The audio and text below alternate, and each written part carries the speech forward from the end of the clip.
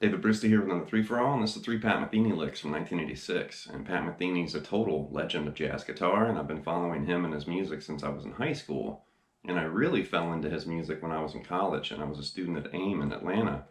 And there were fellow students and instructors that talked about Pat, and we had to work on some Pat Metheny music, and I really fell into his guitar playing. Like, wow, this guy's amazing. And he's released somewhere around like 60, studio albums, which is unheard of.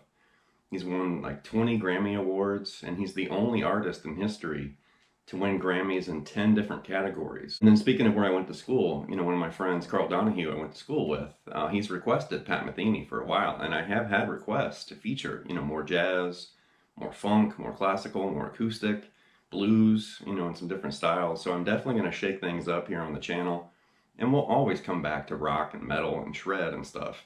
But it is good to branch out and learn, about some different, approaches and different styles of music, different ways of phrasing and chord progressions and licks and all this stuff. So definitely it's good to, shake things up and keep things fresh. With a guitarist like Pat, he's worked with everybody. He's done solo, projects, and he worked with the late great Lyle Mays on many albums. And Lyle was a phenomenal, keyboardist and piano player. He worked with Joni Mitchell. Pat's worked with Jaco Pastorius. There's a whole bunch of people he's worked with. So here's an image with just some of the people that he's collaborated and recorded or performed with.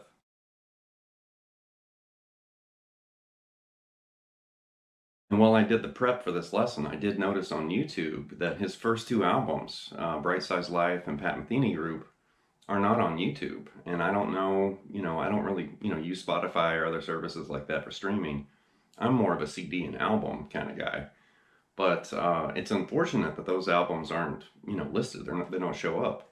Because those 2 albums from Pat are just phenomenal. Bright Size Life is one of my favorite, jazz guitar albums of all time. And Pat Metheny Group is also, great. Phase Dance and some of those songs on there. But on Bright Size Life, Jaco Pastorius is on bass. And that album is just dynamite. So I'd highly recommend seek those albums out and listen to them because they'll blow your mind.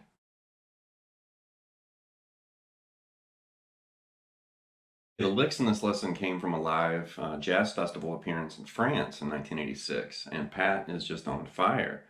And honestly, all of the licks came from the same song, Blues for Pat, and it's the first song in the performance. And I sat and I watched. It's like over an hour and a half. I sat and watched the entire concert.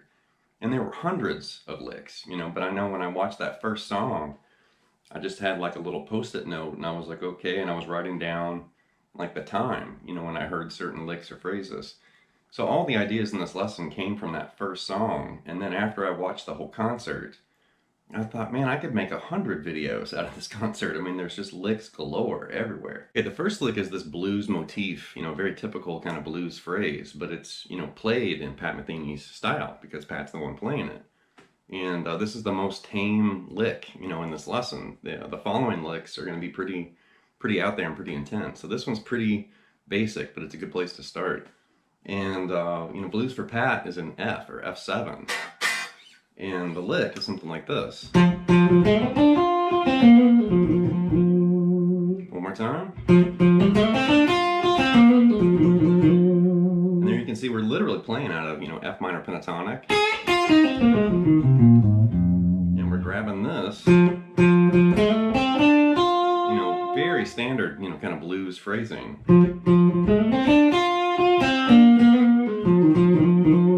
And in that phrase, Pat's kind of adding, let me walk through that. And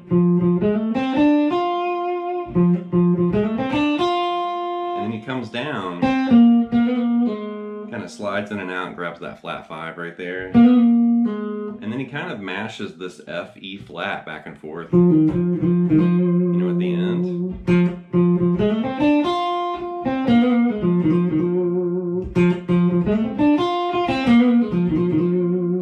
Pretty basic, but here's the clip from '86 with Pat playing that phrase. The next idea is the slip and slide phrase in F7, and we're much higher on the fretboard. This is a really cool lick, something like this. One more time. And keep in mind we're in F7. And so his pinky is up here grabbing this F note. And then his index finger is doing, the slide between the minor third to major third. Basically, kind of bringing it in like that. So right there, you're going to basically also grab the fourth right there, that B flat. So we're going from, A flat to A, grabbing that B flat, and then you're going to cruise over and grab that F note by itself. So those first two little slides right there, it's all kind of double stops. And then just a single F at the end.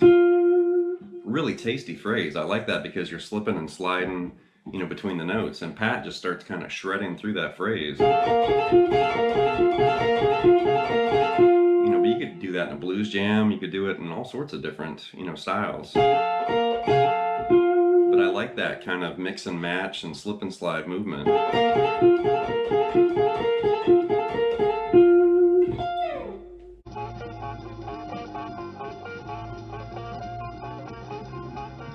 And next up is this really crafty hybrid picked idea, and he kind of creates this little stutter, in the phrasing, something like this.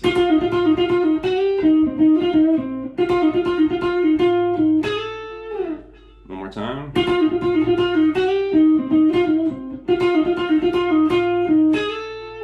So right there you can see we're moving between this F and E flat, and he's kind of doing this hybrid pick stutter. So he's literally picking the F note, and then with his middle finger, he plucks the G string again to hit that F note a second time. And then you're going to basically pull off that F to E flat right after that second pluck. Really interesting phrasing. And it has that stuttering kind of quality to it. And then right there,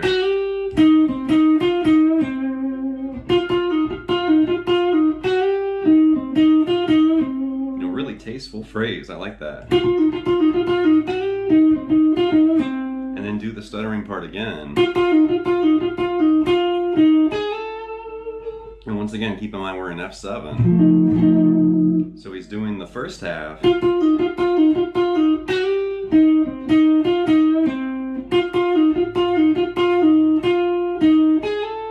The second half he does the same stutter, and then he basically comes down, that F to E flat, and then slides the minor into the major third right there. That A flat into A.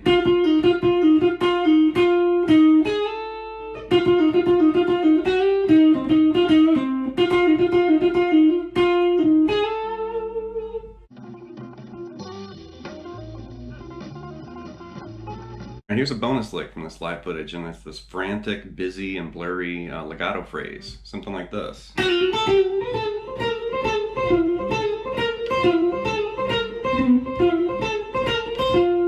One more time.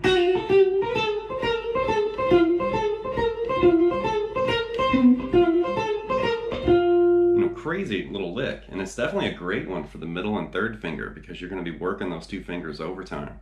So slowly, we're basically doing this. We're still in F7 too.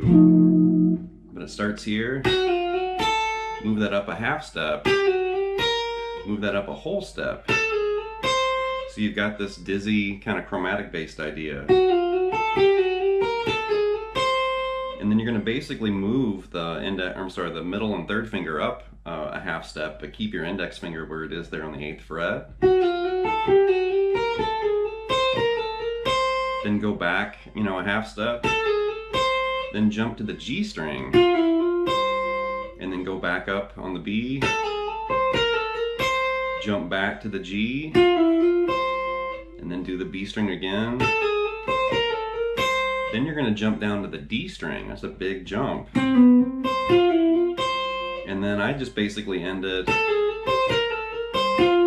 on that F note right there. Pat keeps going, during the solo. But here it is one more time, kind of slow.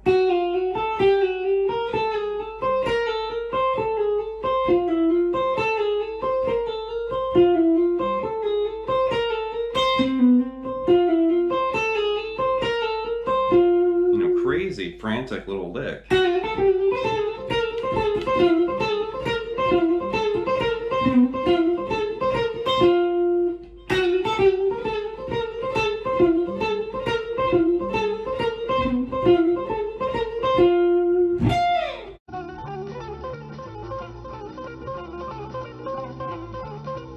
wrap this look at 3 Pat Metheny Licks from 1986, and I'm not going to sit here and try to fool anybody. I'm not a jazz guitarist. I have studied a lot of jazz, and AIM in Atlanta is kind of a jazz school, or at least a lot of the curriculum and the instructors are kind of jazz-minded.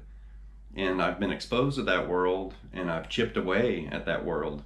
But I'm definitely a rock guitarist that has studied jazz. I'm not pretending to be a jazz guitarist at all. But, I've studied jazz, I've studied classical, kind of got into some other styles of music too. But, jazz is interesting because it's like this wide open world, where anything's possible. You can play pretty much seemingly anything that you want, as long as there's kind of a method, behind the madness. You can't just free form and freak out. I mean, I guess you can, but there is kind of a structure, even though it is kind of advanced and it's a little tricky to really kind of make sense of it or see it. But there is like an underlying, reason for all the things that you hear jazz musicians play. And Pat is an exceptional, example of, guitarist. He's obviously studied some blues, but he's jazz-minded, and his phrasing, chords, progressions, the melodies, and all these things that you hear in his music, it's very inspiring because it's so different and it's not the same old thing. You don't hear Chuck Berry licks and stuff, in Pat Metheny's music. There's something else there. There's this pulsing kind of jazz nightlight or whatever, where it's very different, and whenever I hear his music, it hits me differently than just about anybody else I can think of, because nobody really sounds like Pat Metheny except for Pat. So anyway, leave some feedback and some comments. Please subscribe to Late Night Lessons, and I'll be back before you know it with more content and material. Thank you.